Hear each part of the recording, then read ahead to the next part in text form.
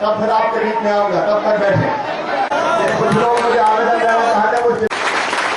मैं आज 2 महत्वपूर्ण योजनाओं के प्रारंभ के लिए जो टीकमगढ़ जिले का चयन हुआ, इसके लिए मध्य प्रदेश के मुख्यमंत्री शिवराज सिंह जी का और उनके सहयोगी मंत्री राजेंद्र शुक्ल जी का और श्री पारस जी का बहुत बहुत अभिनंदन करती हूँ और अपने टीकमगढ़ जिले की जनता की तरफ से उनका बहुत बहुत साधुवाद करती हूँ, धन्यवाद देती हूँ। यहाँ पर उनके आने से भी मुझे बहुत प्रसन्नता हुई।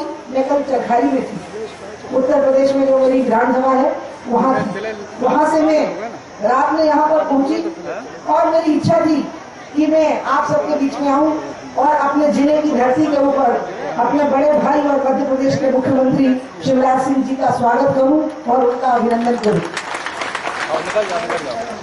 जब इसके पहले हमारी सरकारें बनती थी तो ज्यादा चल नहीं पाती थी। एक बार सम्मिलित सरकार बनी थी तो 1-1.5 साल शायद चली थी। उसके बाद 77 में जनता पार्टी की सरकार बनी थी। फिर उसके बाद 90 में भी हमारी 89-90 तक हमारी सरकार बनी थी। लोग मानते थे कि जे लोग सिर्फ 2.5 साल तक सरकार चला पाते हैं उसके बाद सरकार चला नहीं पाती। एक हमारे बारे में ये बात थी कि हम जो सरकार बनाते हैं, जनता बना के देती है, वो कांग्रेस से गुस्सा होकर के प्रतिक्रिया में हमको सरकार बना करके देती है, लेकिन वो सरकार हम चला नहीं पाते। और दूसरी बात हम लोगों पर ये लगती थी कि हम धर्म की बात करते हैं, भजन पूजन की बात करते हैं, लेकिन हमको विकास करना नहीं आता। लेकिन ये 10-15 साल का एक ऐसा दौर आया है जब हमने साबित कर दिया कि हमारी सरकार 2.5 साल तक नहीं 25-25 साल तक अब हम सरकार चला सकते हैं।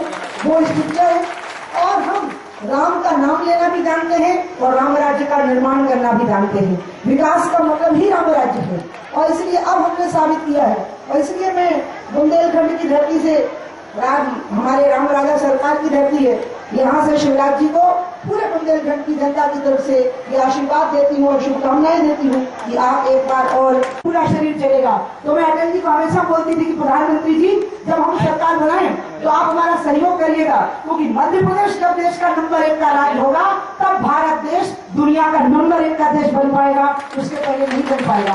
और मध्य प्रदेश भारत का नंबर 1 का राज्य बने, इसके लिए जो सबसे बड़ी ताकत मध्य प्रदेश में थी वो मध्य प्रदेश की धरती में ताकत थी। यहाँ बुंदेलखंड के तो जल में भी ताकत थी क्योंकि यहाँ तालाब बहुत है और टीकमगढ़ जिले में तो हजारों तालाब है। हर राज्य की अपनी एक ताकत होती है। मध्य प्रदेश की जो ताकत है वो यहाँ की धरती है, यहाँ की कृषि संपदा है, यहाँ की खनिज संपदा तो है ही। अगर मैं संपदाओं का वर्णन करूंगी तो अनगिनत है, लेकिन जो मूलभूत ताकत मध्य प्रदेश की थी वो यहाँ का किसान है, यहाँ की कृषि है और यहाँ की धरती है। और इसी ताकत पर जब मध्य प्रदेश खड़ा होता तो वो खड़ा हो सकता था। और इसलिए आज मैं एक बार फिर से एक बात के लिए और अपने बड़े भाई का अभिनंदन करूंगी कि कृषि के मामले में आज मध्य प्रदेश हिंदुस्तान में कृषि उत्पाद के मामले में समय पर नंबर 1 का राज्य बन गया है। और टीकमगढ़ जिले का भी उसमें बहुत बड़ा योगदान रहा है, क्योंकि टीकमगढ़ जिले को तो एक प्रकार से मध्य प्रदेश का पंजाब कहा गया है। यहाँ इस प्रकार का गेहूं का उत्पादन हुआ है और अन्य फसलों का उत्पादन हुआ है। और इसलिए अब हम वो नहीं रहे जो हमारे बारे में कहा जाता था। हम लोग निश्चित रूप से ये चाहते थे कि हमारा देश सांस्कृतिक चेतना से, तिरुपति से, वहाँ पशुपतिनाथ का मंदिर है, वो कहते हैं कि हम पशुपति से शुरू करेंगे और तिरुपति तक जाएंगे। और कहते हैं कि पशुपति से तिरुपति तक हम एक प्रकार से माओ राष्ट्र बना देंगे, ऐसी उनकी घोषणा है। और इसी घोषणा के अंतर्गत उन्होंने बस्तर पे अटैक किया है और जिस प्रकार से अटैक किया है हम उसकी निंदा करते हैं। लेकिन मैं आपके बीच में घोषणा कर रही हूँ कि उनका ये जो सपना है कि हम पशुपति से तिरुपति तक माओ राष्ट्र बनाएंगे, और मैं आपको बता रही हूँ कि हम पशुपति से तिरुपति तक हिंदू राष्ट्र बना करके दिखाएंगे, राम राज्य ला करके दिखाएंगे और हम उनको इस मामले में उनके सपनों को चकनाचूर करके दिखाएंगे। क्योंकि बुंदेलखंड की धरती जो उनकी नजर में है, मुझे ऐसा अरुण शौरी ने कहा था, क्योंकि यहाँ पर शोषण और गरीबी है और शोषण पूरा शरीर चलेगा। तो मैं अटल जी को हमेशा बोलती थी कि प्रधानमंत्री जी, जब हम सरकार बनाएं तो आप हमारा सहयोग करिएगा, क्योंकि मध्य प्रदेश जब देश का नंबर 1 का राज्य होगा तब भारत देश दुनिया का नंबर 1 का देश बन पाएगा, उसके पहले नहीं बन पाएगा। और मध्य प्रदेश भारत का नंबर 1 का राज्य बने, इसके लिए जो सबसे बड़ी ताकत मध्य प्रदेश में थी वो मध्य प्रदेश की धरती में ताकत थी। यहाँ बुंदेलखंड के तो जल में भी ताकत थी क्योंकि यहाँ तालाब बहुत है और टीकमगढ़ जिले में तो हजारों तालाब है। हर राज्य राज्य की अपनी एक ताकत होती है। मध्य प्रदेश की जो ताकत है वो यहाँ की धरती है, यहाँ की कृषि संपदा है, यहाँ की खनिज संपदा तो है ही।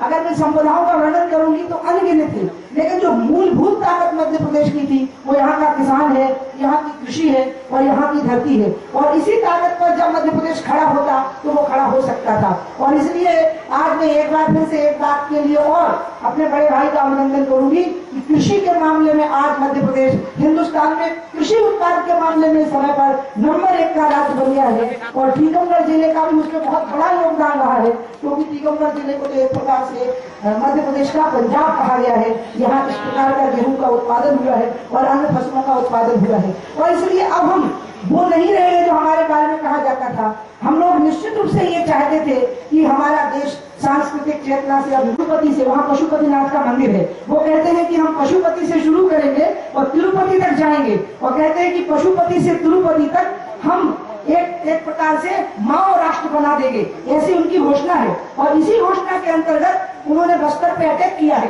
और जिस प्रकार से अटैक किया है हम उसकी निंदा करते हैं। लेकिन मैं आपके बीच में घोषणा कर रही हूँ कि उनका एक सपना है कि हम पशुपति से तिरुपति तक माओ राष्ट्र बनाएंगे। और मैं आपको बता रही हूँ कि हम पशुपति से तिरुपति तक हिंदू राष्ट्र बना करके दिखाएंगे, राम राज्य बना करके दिखाएंगे।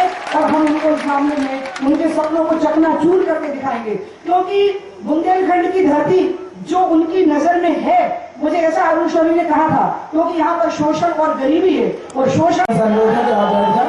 माननीय मुख्यमंत्री जी आपके समाचार आवेदन है। बोलिए भारत माता की।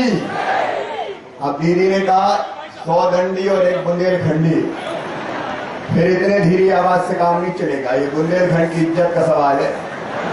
बोलिए भारत माता की। लगा के बुंदेलखंड है। मंच पर विराजमान आज के कार्यक्रम के अध्यक्ष मध्य प्रदेश की पूर्व मुख्यमंत्री, हमारे यशस्वी राष्ट्रीय नेता और भांजियों, सबसे पहले दोनों हाथ जोड़ के मैं आप सबको प्रणाम करता हूं, आप सबको नमस्कार करता हूं। बहनों और भाइयों, लगता था कि और सस्ता दिया जाना चाहिए, और इससे बहनों और भाइयों अब 3 रुपया किलो नहीं, आज से टीकमगढ़ जिले में 1 रुपया किलो गेहूं गरीब को खाने दिया जाएगा। 1 रुपया किलो। इन लोगों ने मुझसे कहा क्या जा रहे हो, लुटाए जा रहे हो, हम तो आपके पेट में तो दर्द हो रहा है, देने वाले हमें, हम सब्सिडी दे रहे हैं, 1000 करोड़ रुपया इस पे हम खर्चा करेंगे सब्सिडी देने पे, आपको तकलीफ क्यों हो रही है? बोले गरीबों पे लुटाते चले जा रहे हो। मैंने कहा सैकड़ों सालों से जो लुटता चला आया है, आज उस पर लुटाने का मौका आया है, तो तुम्हें तकलीफ क्यों हो रही है? ये भारतीय जनता पार्टी की सरकार है।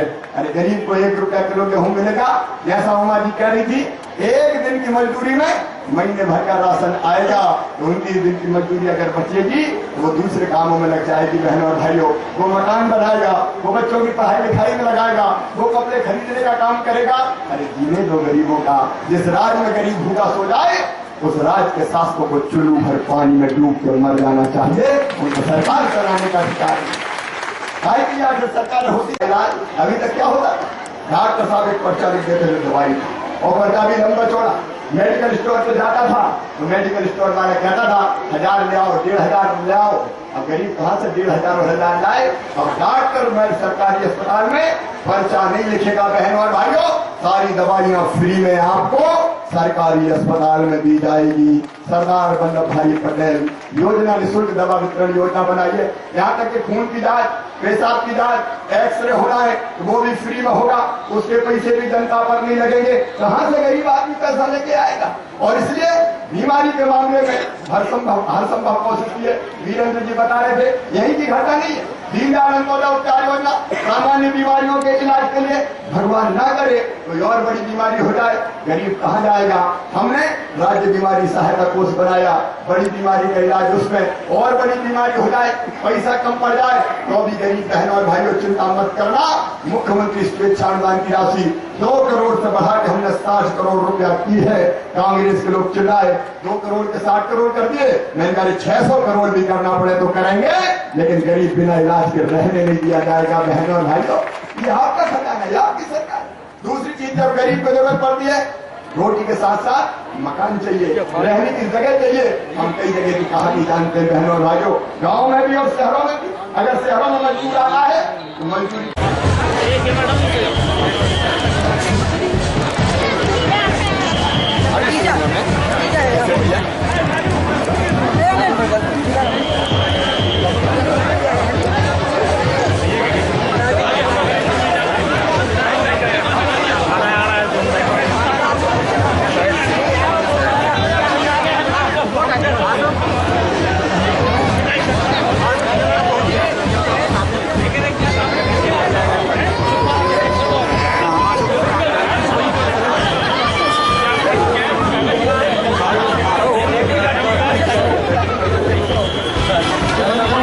प्लीज प्लीज एक मिनट सीएम साहब प्लीज आज पहली बार मौका दीदी के कराने का। आज प्लीज प्लीज एक पहली बार क्या कई बार आया हूँ सीएम के बाद पहली बार आ रहे हैं।